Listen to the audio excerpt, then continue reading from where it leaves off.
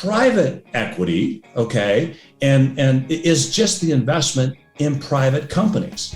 And that is really no different than investing into a public company, except a public company is listed on a stock exchange.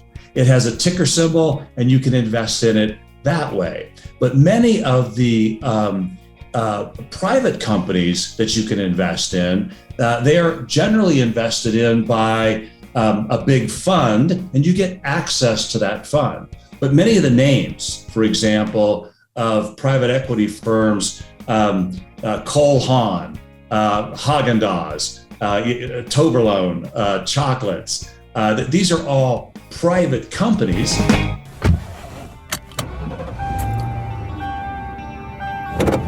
Starting your route to retirement. Hello, everybody. I'm Dean Barber, founder and CEO of Barber Financial Group, your host of the Guided Retirement Show. If you're watching us on YouTube, sit back, relax, and enjoy. And if you're listening to us on the podcast, keep your hands on the wheel, keep your eyes on the road if you happen to be driving. Today, I'm going to interview a gentleman, Michael Bell. He is founder and managing director of a company called Primark Capital. Michael and I are going to be discussing a brand new asset class to the Main Street investor. That asset class is private equity. We're going to cover private equity at a very high level today. We're going to talk about what private equity is, how big is the market cap on private equity, how are private equity companies valued, and what is the outlook for private equity moving forward, any regulatory hurdles that they may be making, and we're also going to talk about how you, the individual investor, can begin to participate in private equity just like large foundations have done in the past. By the way, if you happen to be watching this on YouTube, I encourage you to get into the comments section. Let's get some dialogue started back and forth. Let's talk about what this is. It's an open community dialogue discussion, so let's get it started right here on YouTube. Enjoy my conversation with Michael Bell. All right, Michael Bell, welcome to the Guided Retirement Show. You are founder and managing partner of Primark Capital, and I am so looking forward to this discussion for the benefit of all the people that are either viewing us on YouTube or listening to us on the podcast. Great to have you here. Well, Dean, thanks for having me. Look forward to a great discussion on private equity today. Love to give you just a little bit of background on me. I've had a couple of different careers. Started way back as a CPA, and then I was a corporate finance attorney for about a decade, taking companies public throughout the 90s. And then for the last 20 years or so, I've been in financial services, running big financial advisory companies, as well as asset management firms. And now I'm running a private equity firm. You know, Michael, and by the way, if you know anything about my good friend Ed Slott, he calls himself a recovering CPA. So maybe that you fall into that same category. It was a number of years ago, probably 30 plus years ago, when I started that with one of the big firms in Washington, D.C. Well, I've been in this industry now for 35 years, and there's probably nothing that I haven't seen, witnessed, whether it's with an individual and what they're doing, or whether it's with the equity markets, the credit markets, and those types of things. And some things have really changed in the world of private equity and the accessibility of private equity to what I would call the millionaire next door, the person that's worked hard, they've lived below their means, they've saved well, and they're looking for asset classes that are outside of the norm, things where there might be a little bit more predictability, maybe a little bit additional opportunity. And so why don't you start by breaking down for us the basics of private equity and the difference between private equity and the public markets? So you're right, Dean. We are kind of at this interesting inflection point with some new emerging asset classes. And most of those emerging asset classes are in the private markets. Okay, those private markets really consume a number of different asset classes, from private real estate to private credit to private infrastructure, and as you referenced, private equity. Now, the private equity market and most of those private markets have been largely inaccessible to traditional investors. Right. They Your ultra high really net worth only, people would get it. Your ultra high net worth people would get well, it. you have high net worth, ultra high net worth, and really it was primarily focused in the institutional investors. Okay, so pension plans, foundations, sovereign wealth funds, and the like have had access to private equity and private market vehicles for the last 30 or 40 years. It's now just starting to proliferate downstream kind of into ultra high net worth, the millionaire next door, for example, due to the new structures that are available. But to give you a perspective of what private equity is, it's really quite simple. It seems to be fairly opaque. And there's not a lot of understanding because it's really hasn't been accessible to anybody. And so individuals generally haven't spent a lot of time with it.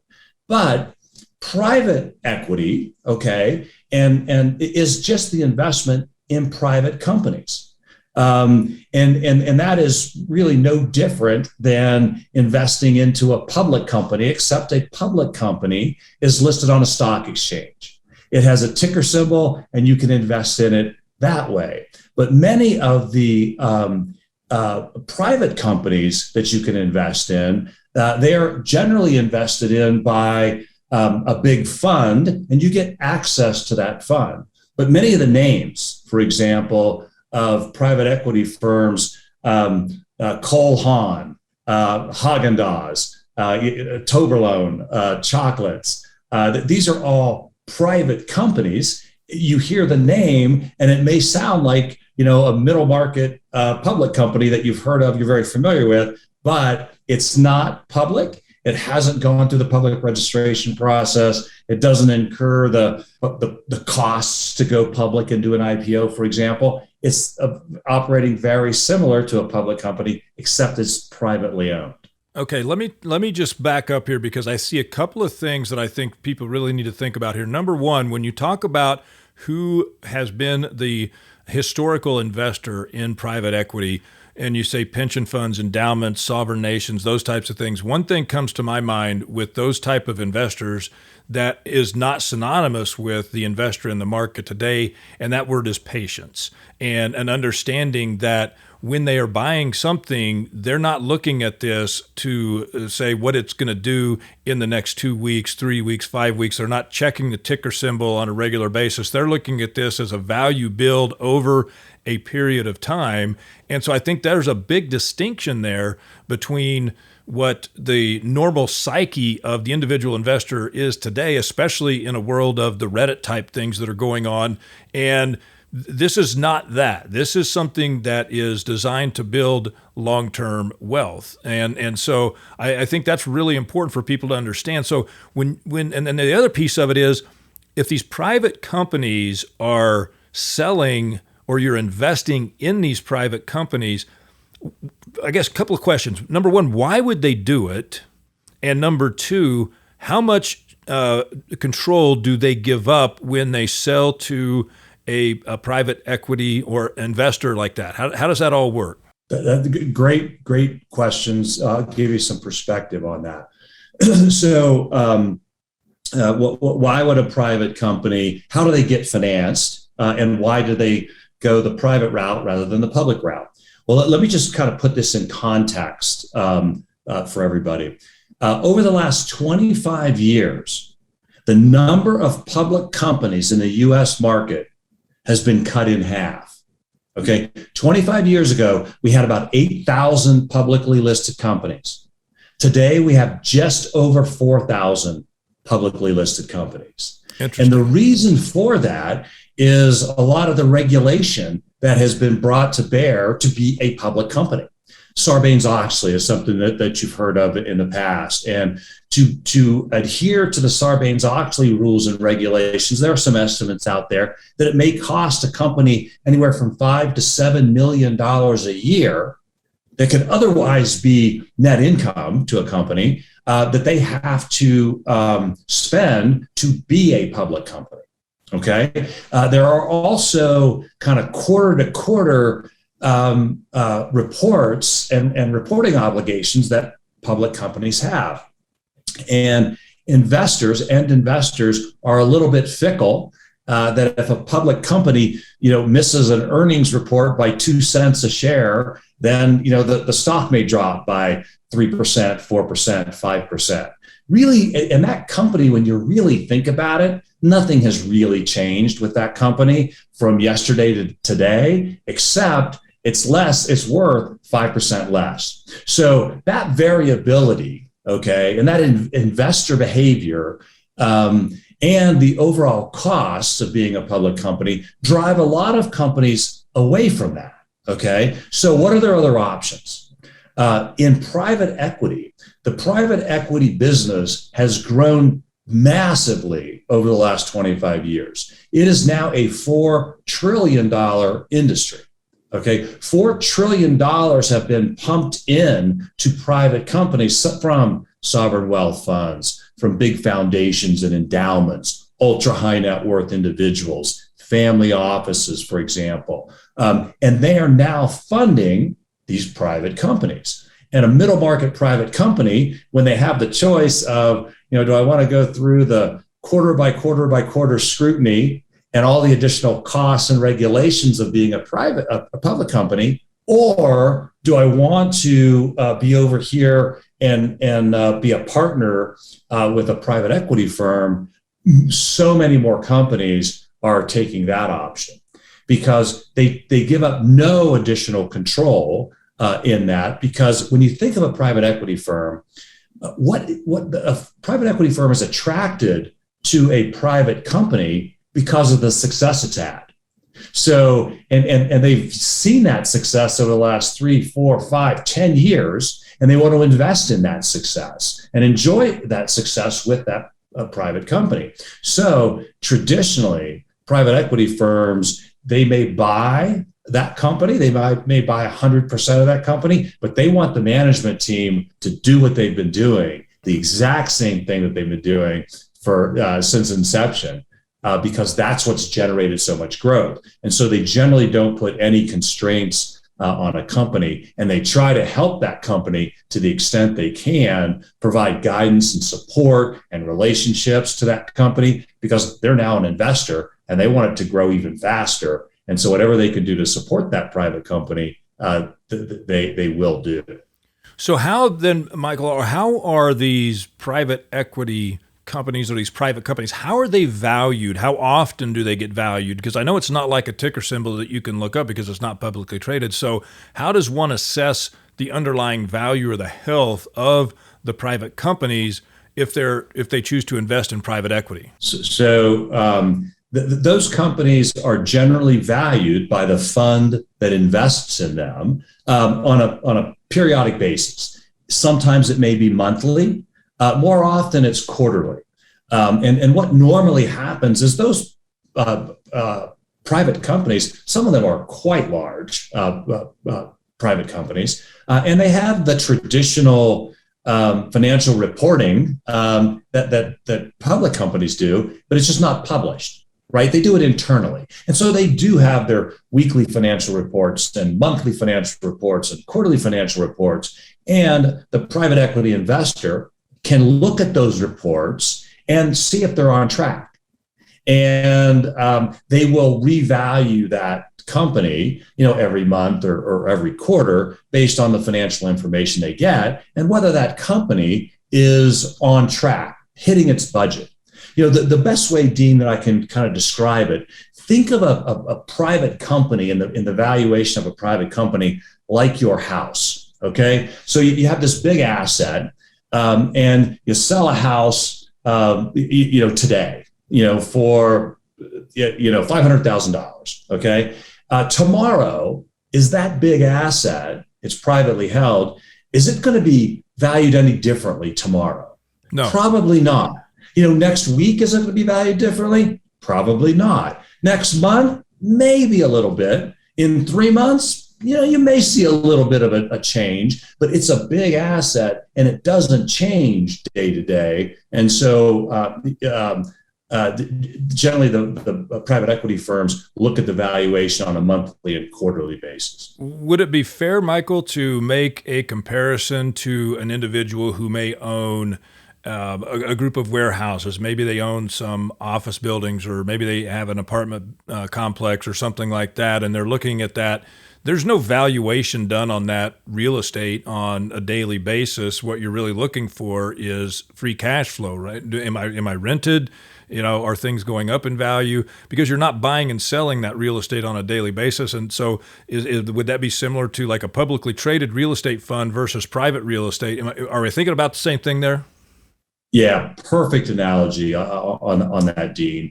And so one of the things that you look at when you are doing valuations, intra-period, in every month or every quarter, kind of intra-period there, you look at extraordinary events. Now, if the warehouse that you're talking about or the apartment building, if it had a fire or it had damages or something extraordinary happened to that asset, yes, you would kind of look at it and it would, have an opportunity to revalue that. Same thing with a private company. If there was something extraordinary that happened to the private company, it got a brand new contract with the government, or it lost a big contract, or one of the key executives left or something like that. That may cause someone to dive down a little bit deeper and revalue that asset. But your analogy is a perfect example.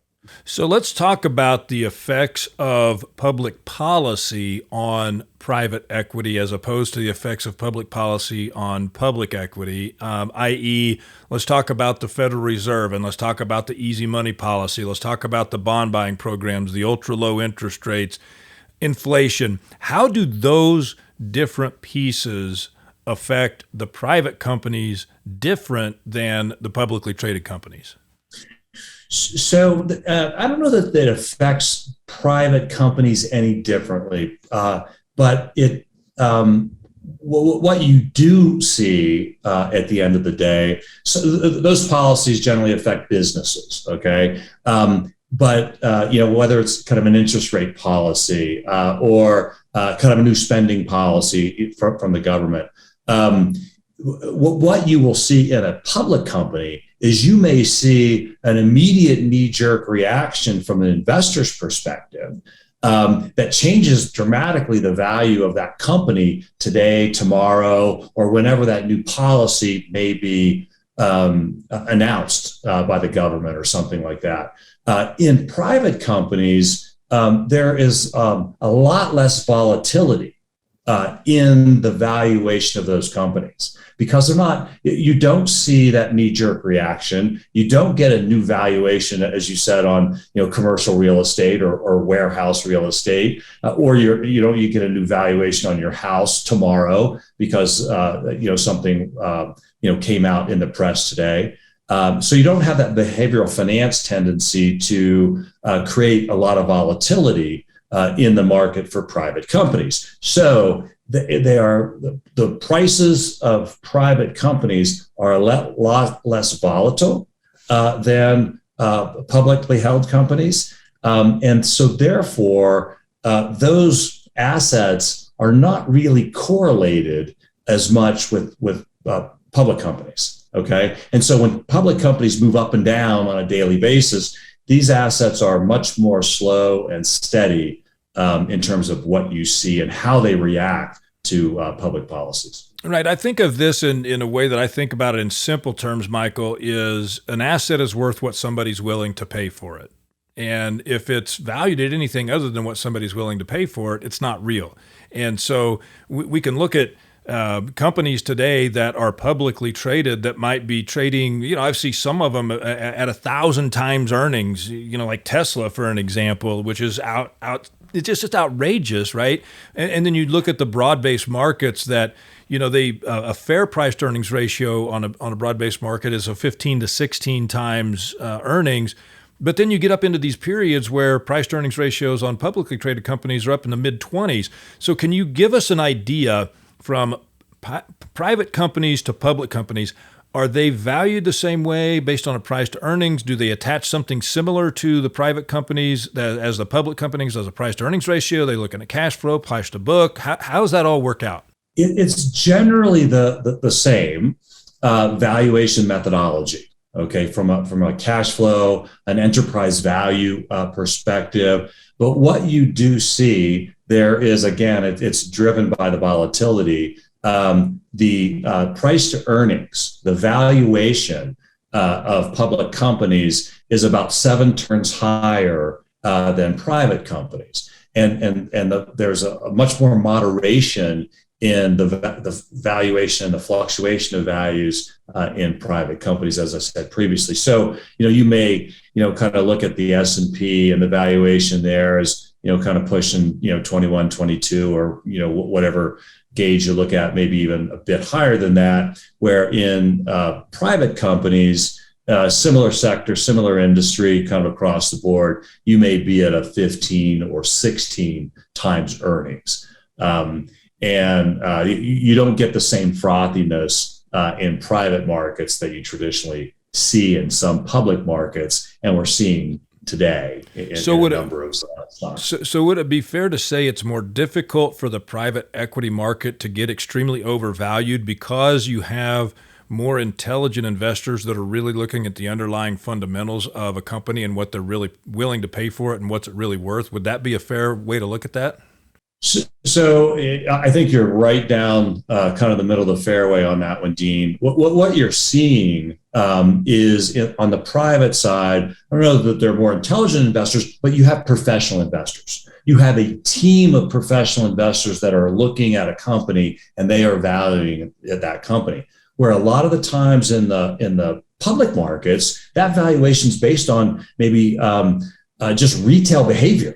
Okay. Right. And what may be up on Reddit or what you're hearing kind of in the press. And that is really driving valuation, not the underlying fundamentals. Whereas the professional investor, those private equity firms that are looking at and doing diligence on those firms, they're not really led astray by emotional behavior. It's really kind of hardcore analysis that they are looking at to value those companies. All right, perfect. So let's talk about regulatory headwinds or tailwinds, as they may be, for the private markets. And where does that, where are we at today on that? Are there headwinds against private equity and regulation, or do we have tailwinds?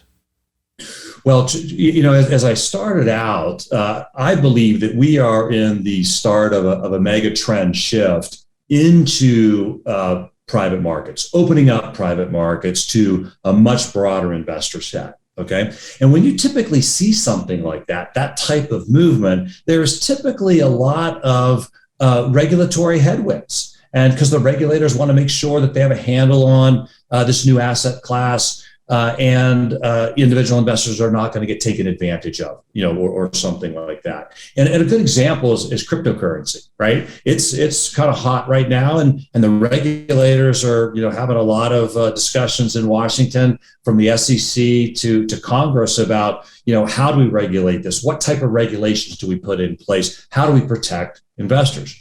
Well, in the private markets, because of what you just mentioned, you have professional investors that are overseeing these assets, and you have professional diligence that's happening, and you have professional firms that are making these assets available to retail investors. There's another level of protection in there. And so currently, which is a bit surprising, there are some regulatory tailwinds with making private assets and private equity available to retail investors. And the outgoing chairman of the SEC, Jay Clayton, he has been a big proponent of what he's called private equity to Main Street investors. How do we make that available? And from his perspective, this was kind of, as he was leaving the SEC at the end of last year, these asset classes are less volatile. They have driven a fantastic return series over the last 25 years, and they've been fairly stable. They have these professional managers in place looking at these assets, and who gets access to these assets? really the big institutions. Nobody really needs to hold the hands of the big institutions. They can take care of themselves. Why don't we take these asset classes and make them available to the retail investor and give them some of the same benefits that the institutional investors have had for the last 25 years. And so really for the kind of first time in my career, I've seen the regulators try to encourage retail investors to get into the private markets. And one example of that is about a year ago, the Department of Labor just approved incorporating private equity and private assets into qualified plans, 401k plans and IRAs and the like. And so now you're seeing that. Yeah, and they should. So let's switch gears here and talk about that. What you're calling the retail investor, the individual that's out there, that millionaire next door. Maybe they got $2, $3, $4, $5 million they've saved. They're looking to diversify outside the public markets. Fixed income is going to be in a period of time where it could struggle with the prospect of rising interest rates into the future.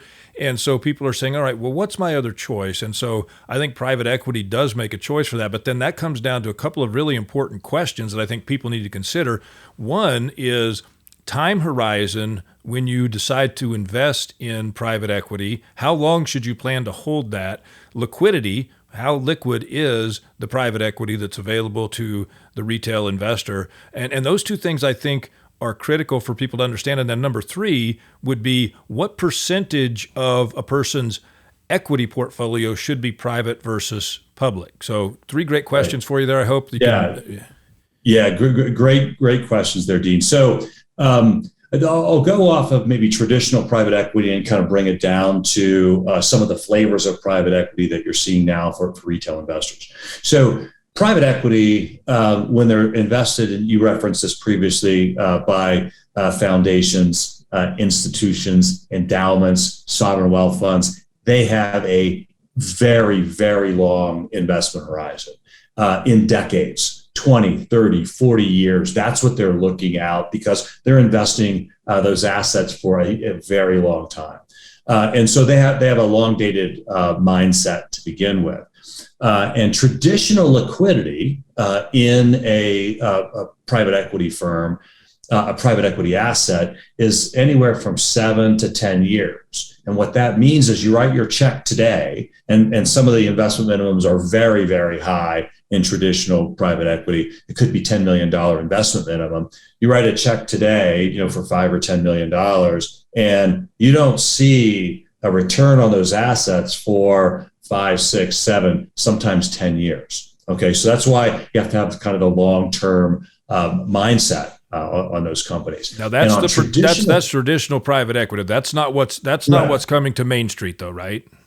Correct. And also to your last point, that traditional private equity, it is that long dated asset. It could be up to 10 years, and it could be 30 or 40% of a portfolio for an institutional investor.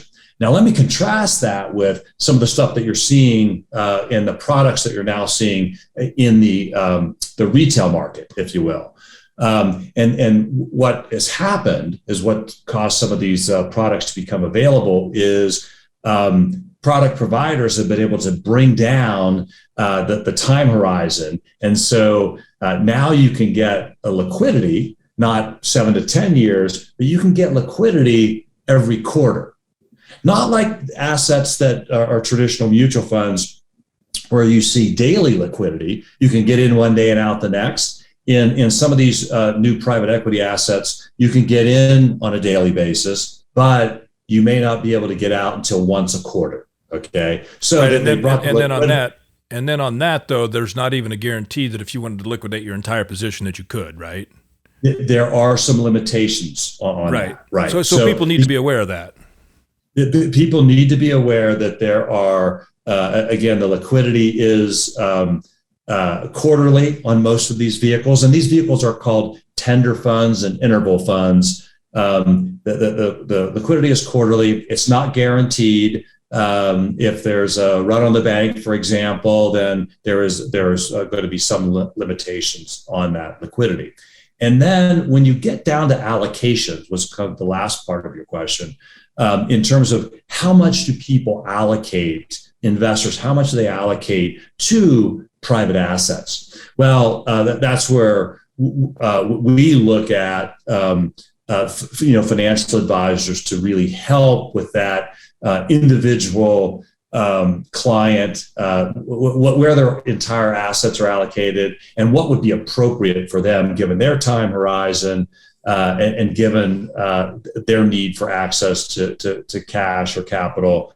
And that's where a financial advisor can really help. But the overall market is comprised of about 7% of the total equity market is in private equity now. So that would be kind of a market neutral allocation of 7%. But you see, institutions going up to 30 and 40%, and some individuals taking an allocation. And as a financial advisor for 35 plus years, I can see this as a 10 to 20% position of a person's total equity piece, right? So if somebody's 60-40, maybe we're 12% at the high end in private equity, down to maybe 6% private equity on the low end, because that would be 10 to 20% of the total equity piece of the portfolio. Right. You're exactly right, Dean. And there are a number of growing schools of thought of the traditional portfolio on a go-forward basis. We always have talked about a 60-40 portfolio, for the last 30, 40 years. And it's now looking, because of the opening up of some of these asset classes, of almost a 60-40, or I'm sorry, a 60-20-20, where because of where the fixed income markets are, that it will be shaved down a bit, and you'll see a little bit more opening up for alternative assets or private market assets. Yeah, I could actually see that, and in fact, we're looking at that in our organization as well, because I do think that we're going to have to look outside that normal 60-40 type portfolio, especially as we move forward. If we look at the valuations of where they are, as you and I are doing this podcast, and the outlook for total return in both the fixed income market and the equity market over the next decade is nowhere near what the outlook was 10 years ago or what people have experienced in the last 10 years. And I think people tend to think that, well, if it's done this in the last 10 years, that's what it's going to do in the next 10 years. And you and I know, after our decades of experience in this industry, that that's just simply not the way that it works. So I'm super glad that I got an opportunity to spend a half an hour with you here to educate our viewers on YouTube, our listeners on the podcast, to what is private equity. And of course, Michael, we're going to be making resources available through a link in the show notes so that people can continue to get that education. With that, any parting thoughts for anything else that you think is really critical to mention on private equity?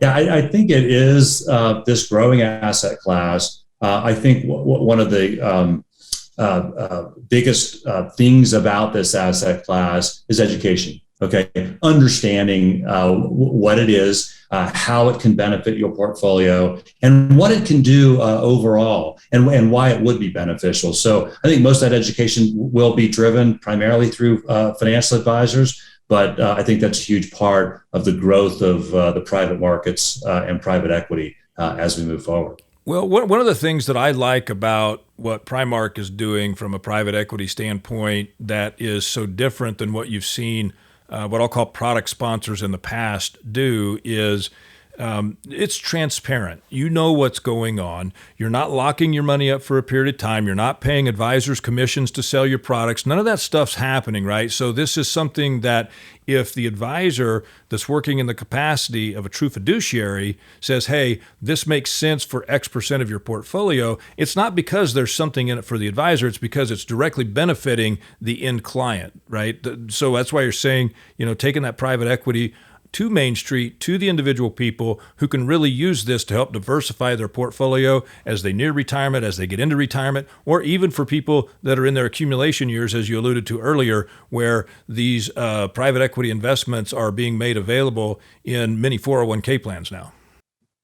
That's exactly right. It's the first time that this market is opening up. I think it would be helpful for everybody to get additional education on it, understand it, and look at this asset class as we move forward. Well, Michael, thank you so much for taking the time again. Michael Bell, Primark Capital. It's been great to visit with you. I mean, we've visited in person. We know each other, but I just think that this is great education for our viewers on YouTube and our listeners to the iPod. So I appreciate you taking the time.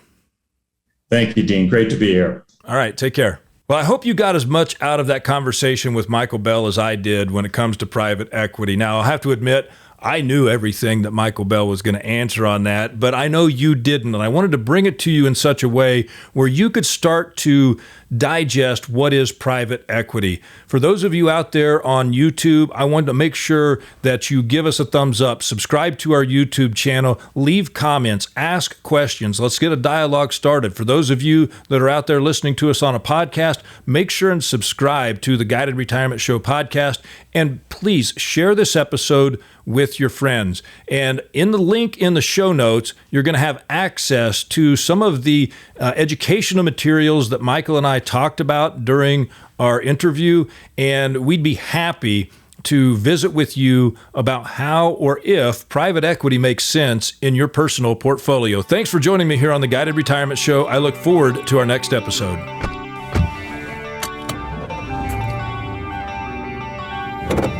Starting your route to retirement.